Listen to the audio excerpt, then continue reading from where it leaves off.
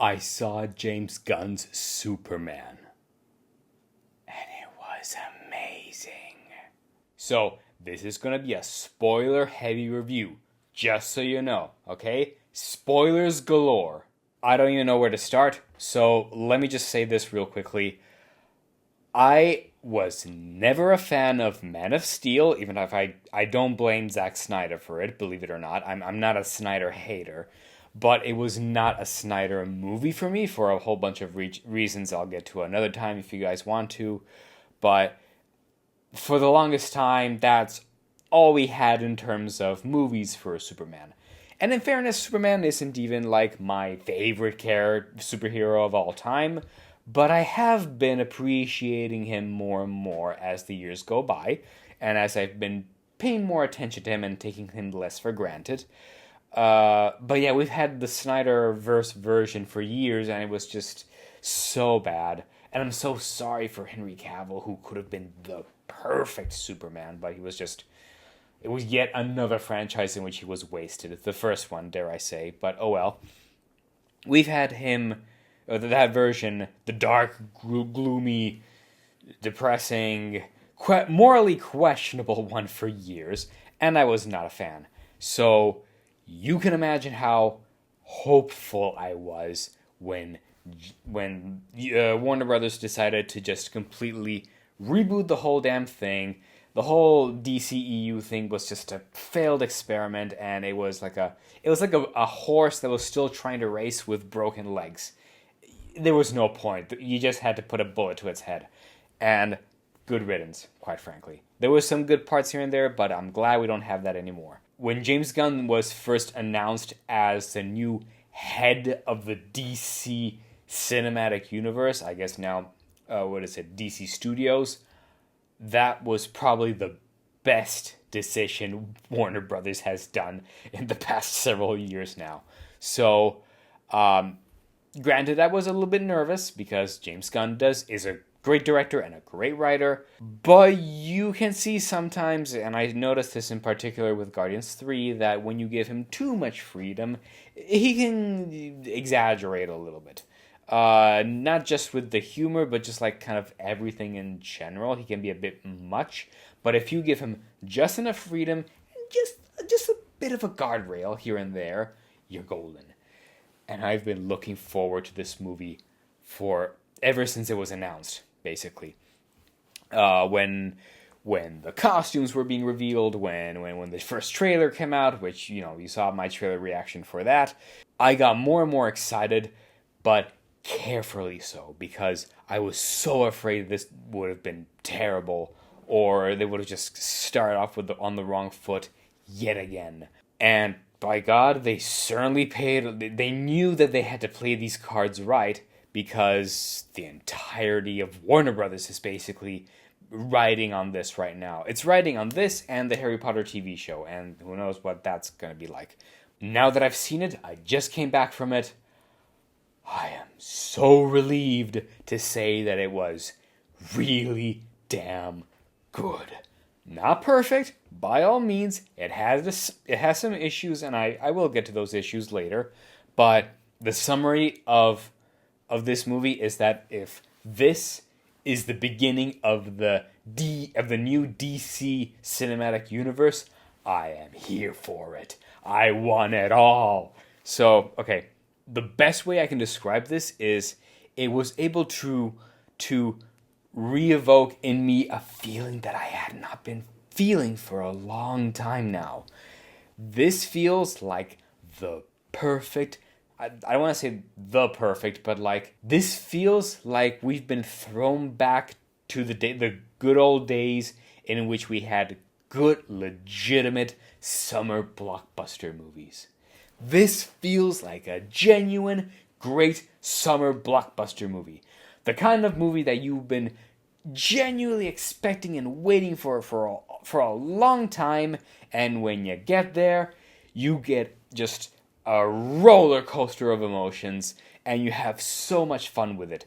I haven't felt that feeling in years now.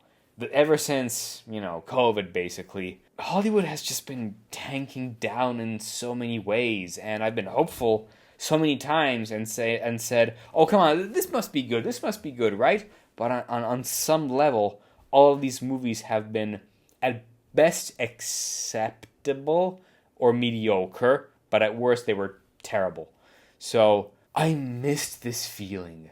The feeling you get when you actually just care for the characters and you want to respect them and you want to do a really good job at it. I missed that feeling, man. And I'm so happy that we get to have this now. James Gunn cooked with this. Or if he didn't cook, because, this is obviously like a collaborative effort with a lot of people, he certainly did his homework. This feels like an amalgamation of all the best versions and iterations and whatever of Superman. And it has, as it was properly advertised, the heart, hopefulness, and soul of Superman All-Star. It has the general world building and feel and lived world feel of like the Justice League animated series. It feels fresh and new. It has the hopeful optimism of the Richard Donner movies, and there's just so much here that works. It's like James Gunn just like did his homework as best as he could, took all the best parts from all the best versions, and just said, let's just put them all together. And if he's in charge of, he is in charge, but if he really is in charge of the entire DC universe, we're in good hands if this is the beginning.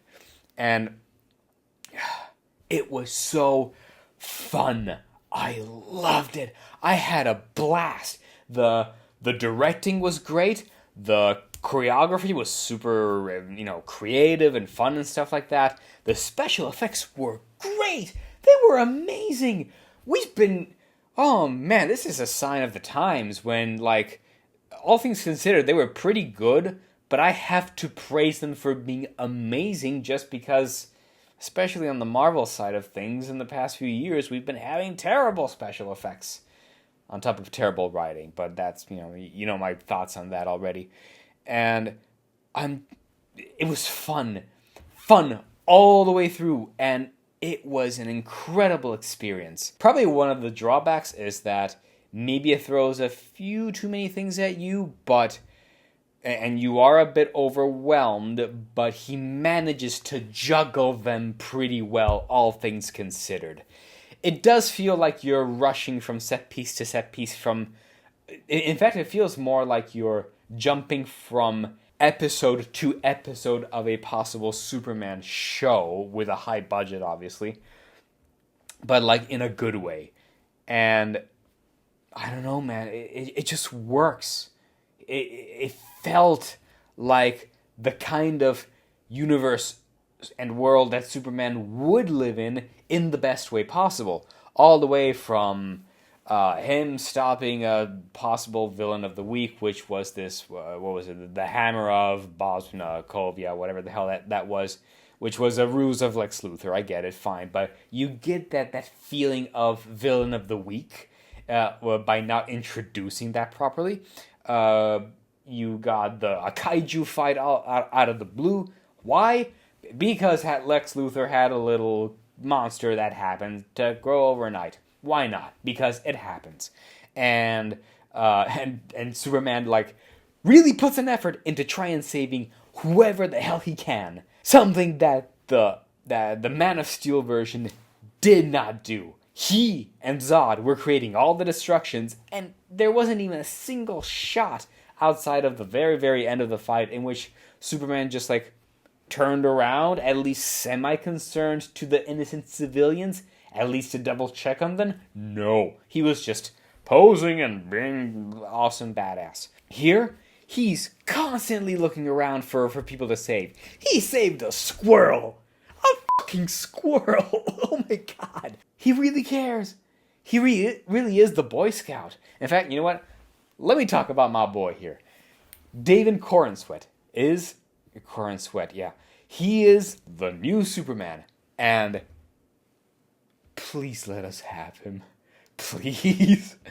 He was great. I know everyone's going to compare him to... I mean, it's easy to compare him to Henry Cavill, who was great, was a great choice, but his potential was wasted, so we can't properly compare him to him. But everyone's going to compare Corn Sweat to Christopher Reeve, and rightfully so, because Reeve is like the absolute paragon of what a live-action Superman is supposed to be. Fair. I'm not going to argue with that. I know people will compare the two. I don't know if I can say he is better or worse, actually. And I've been thinking about this because the context around him is just too different to be properly comparable. Christopher Reeve's version of Superman was very much the classic Superman in a 1970s Metropolis setting of like the absolute square-jawed, bulky man that's like as muscular as you quote unquote could be at the time, but he was also contextualized properly for the era in which he came out. Here, Corn Sweat is the perfect Superman for the modern context of what Superman is and is supposed to be. I think that the reason why he works this well is that he did exactly the opposite of what the Man of Steel was trying to do. Man of Steel was trying too hard to think of the image of Superman, the icon, the iconography, basically, without going into detail about the character or anything like that. It was more so, what does he represent? You got your obvious Jesus metaphor literally in the background at times. And here, Superman is just a guy. You know what I think what I think really works and why I think James Gunn nailed it here? He made Superman, Clark Kent, a dork. He made him a dork, but like in a good way. He's constantly, he's emotional. He's kind of petty at times. Like he takes offense to the whole hashtag super shit thing, and it was just to show Superman getting petty about it. That's it. Like that whole super shit thing, that's stupid. In his interview / relationship debate with Lois Lane, which was so cleverly contextualized. Everything is cleverly contextualized here. But he was, petty on that. He was tired when, other heroes were like Guy Gardner. I'll get to him soon, and the others. Like Guy Gardner was like thinking more about the heroics part of it, or the publicity, and Superman was like, dude, come on. Or even towards the very end, after his whole battle with Ultraman, whom is, people thought online that it was going to be a cameo of Henry Cavill. Nope, that it wasn't him. It was a Superman clone. Fair. When he's like defeating him there, he like throws him into the black hole under Metropolis. And there's Mr. Terrific saying, "Yo, dude, what you doing over there? You got. Let's focus on the important stuff." And Superman just goes, "I was doing something important." It's that little humor. This is what I was concerned that James Gunn would have overdone the humor, and sometimes he could have held back a little bit, but sometimes it was like needed, and with him, it worked. It was in the few moments that was needed to ground and normalize him. This version of Superman is the Boy Scout. Not the Boy Scout as in, I will do everything that is morally just. No, the geeky Boy Scout. I'm cool, right? Yeah, sure. Come on, I'm cool. He has his insecurities, and all of these things helped humanize him. Because at the end of the day, he just genuinely wants to help, like he did in that pseudo interview argument with Lois, which I get what Lois was trying to say. Like, that's true. You can't actually just go there and hammer shit on your own, and because it could give a very wrong impression, even if it turns out it was Lex's plan. But at least it was a mistake, and he was allowed to make mistakes. Hell, the very beginning, he was, the whole part of him being knocked down in the North Pole, and Krypto comes to save him, and he's beaten up. That's the beginning of the movie. Like, we see some text explaining 30 years, 300 years ago, metahumans started appearing. 30 years ago, the baby Clark landed on Earth. 30 days ago, 3 months ago, 30 days ago, 3 hours ago. Clever use of the 333. He takes hits, man. He's human. This is the most human Superman I can think of, and I love it.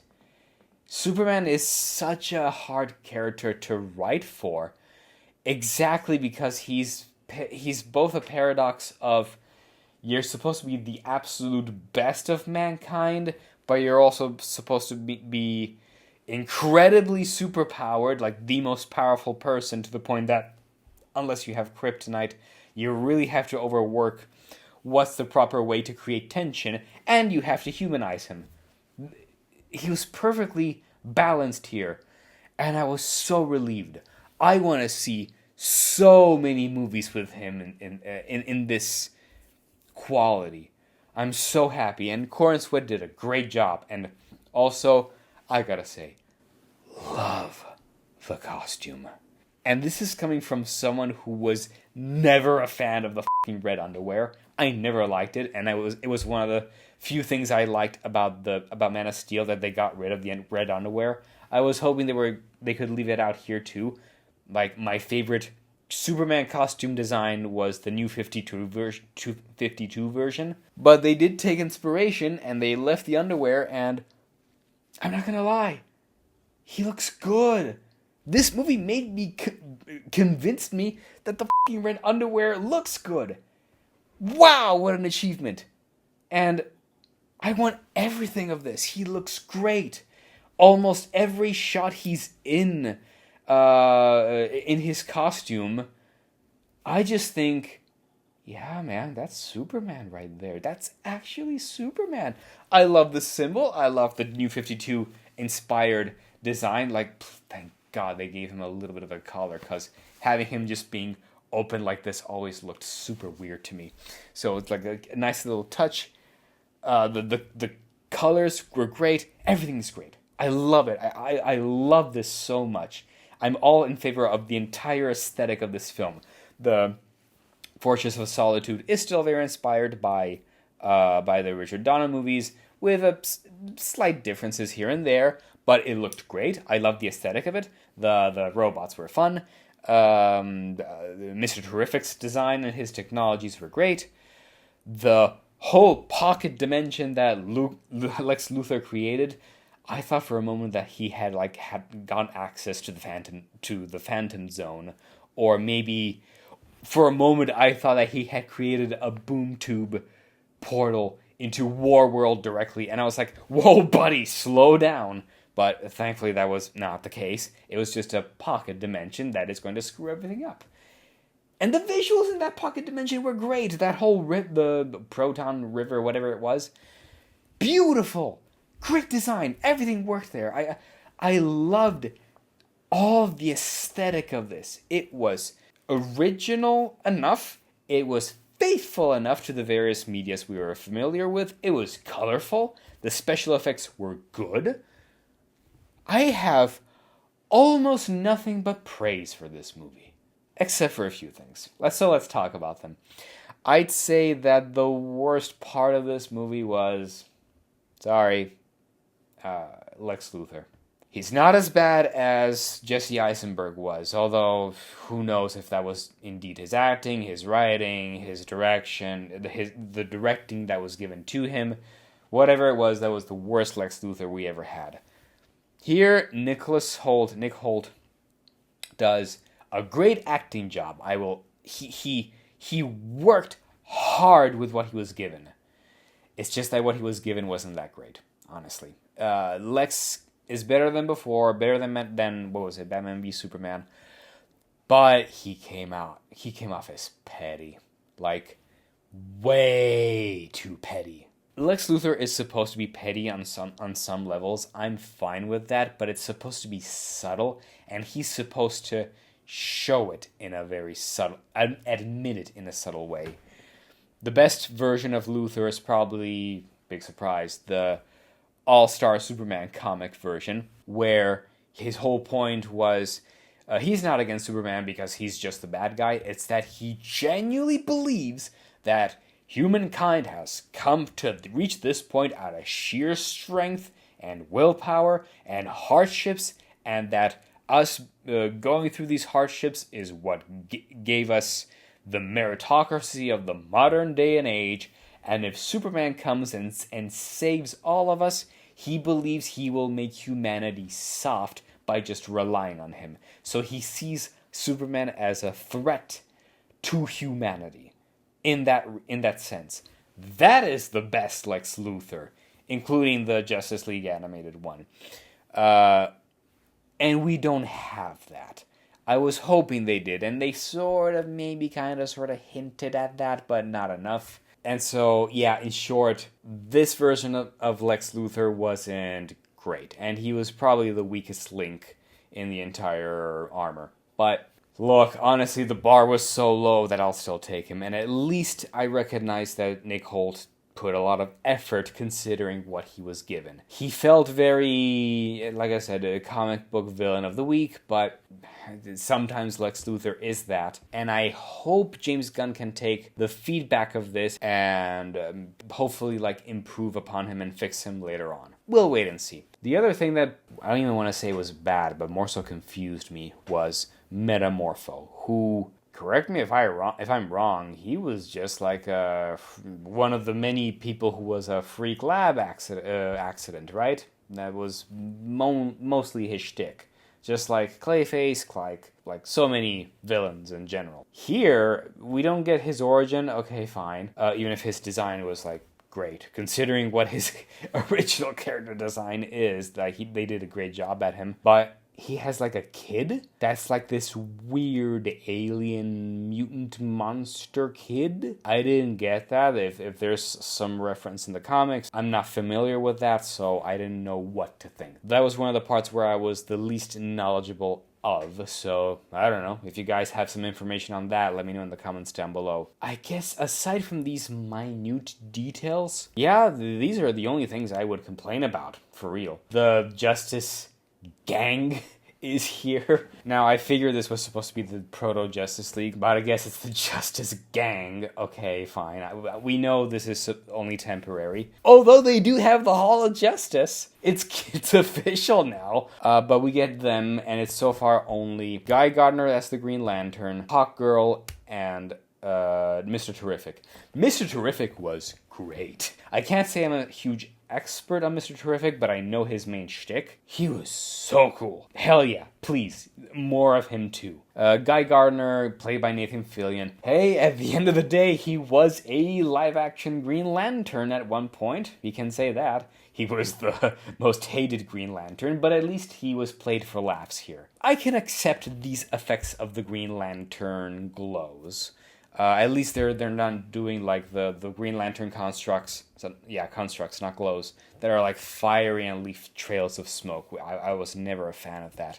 So I'm glad that I'll accept the designs that they chose here, let's say. And I guess we'll see what the TV show Lanterns is going to be like. Maybe the only one that perplexed me a little bit was Hawkgirl, played by Isabella Mendez. She did a good job. It's just that she wasn't given much to do in general. Her Shaira here was okay. She just was snarky and she screamed a lot. I hope they do her more justice later on. Well, we'll just have to wait and see. My only confusion with her is that her wings were gone sometimes. How? Those are her genetic wings. She's a Thanagarian. Yeah, there you go.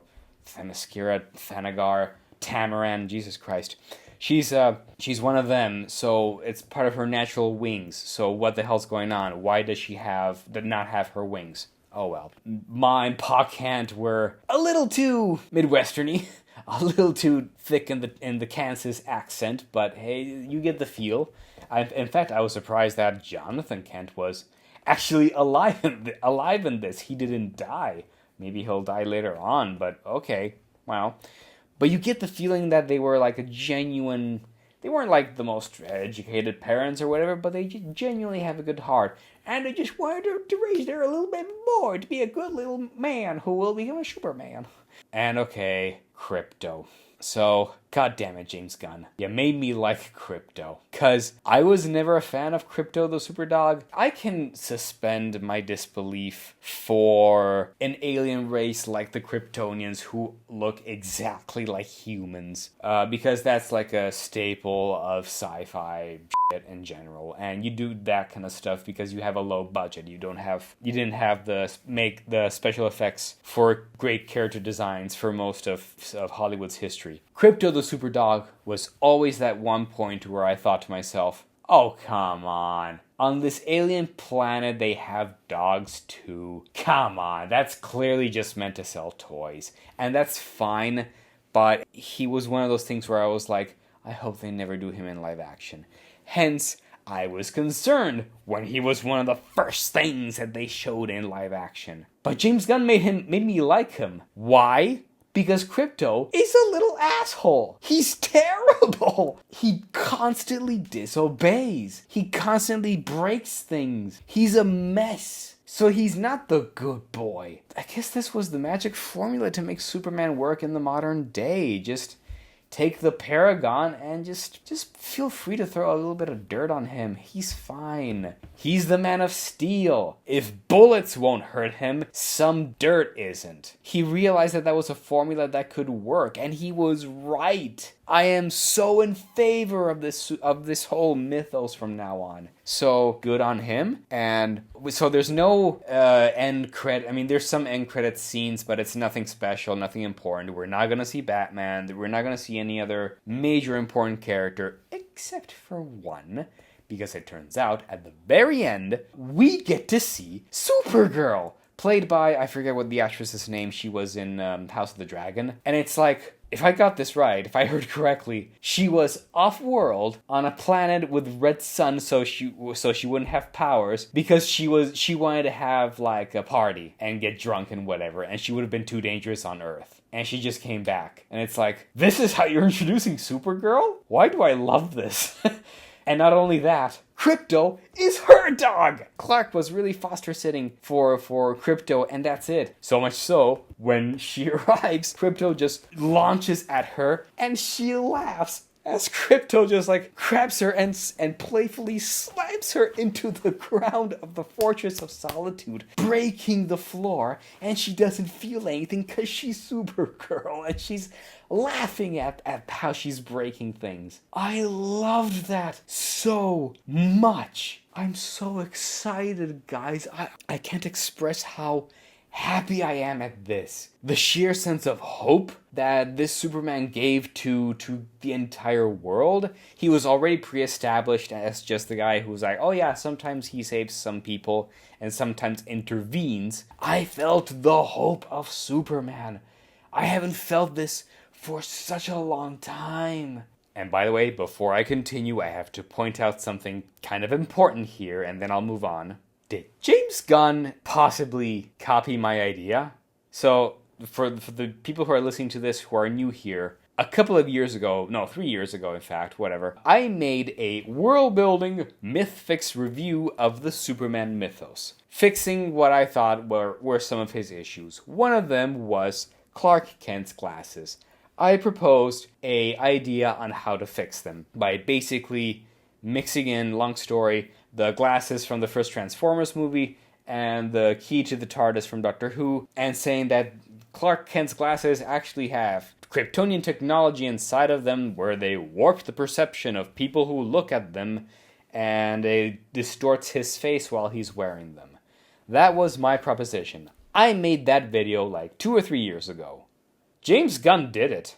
Now, it was mentioned very briefly. Guy Gardner was mentioning to Lois Lane the fact that Clark has these hypno glasses and whatever, so that, you know, people like it changes people's perception of him. And I'm like, isn't that my idea? And by all means, you guys let me know in the comments down below. Was there maybe some comic book or whatever from who knows what era where they had this idea, and maybe James Gunn could have possibly referenced that? Because I certainly never came across it. When I proposed that idea, I genuinely thought that I was coming up with it on my own. It was a theory I've had for like maybe 10 years or something, and happened to decide to propose that in that video. So if it did come from another source that was written like way before my video, then hey, by all means, never mind. But if not, did James Gunn actually see my video and get this proposition? If it was, I would love to at least be referenced if that was the case, some tiny bit of recognition. But by all means, if that was not the case and I'm just wrong, and there was an actual version in the comics that explained this, I lift my hands up in the air and I'll backtrack on this. But yeah, I just wanted to add that there. Oh, one more thing.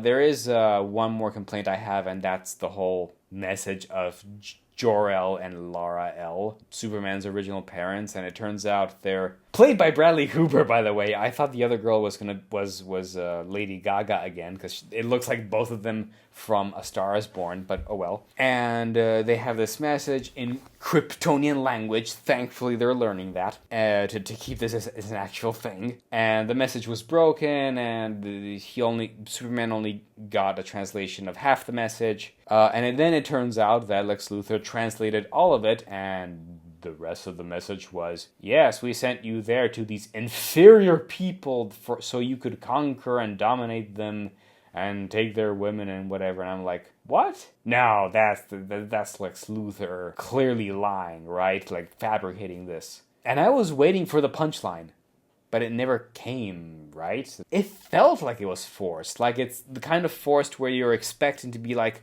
don't worry, we're forcing this on purpose just to retcon it later, but the retcon never came. So what's the deal with that? Are we going to get some answers later on in future movies? I hope so, because that's not Jor-El. But I digress. So, yeah, man. James Gunn's Superman. I love it. I wanted more of it. This felt like I was watching a live-action adaptation of the either Superman the Animated Series from the 90s or the Justice League Animated Series from the 2000s. And I love that show. It's one of my favorite shows of all times. But it felt like I was watching a live-action version of that. And I only felt joy. I felt my soul fill up. I felt like a kid again. James Gunn, I salute you. Thank you on behalf of all of us. Warner Brothers, let him cook. And we had our really good run with Marvel. Its star is very much falling, but we had a good run. I hope we will have our equivalent of that with this from now on. Anyway, yeah, it was great. What did you guys think? Are you as excited as I am for the future of DC? And we need movies like this now, especially in our modern day and age. We need this stuff. So, what did you guys think?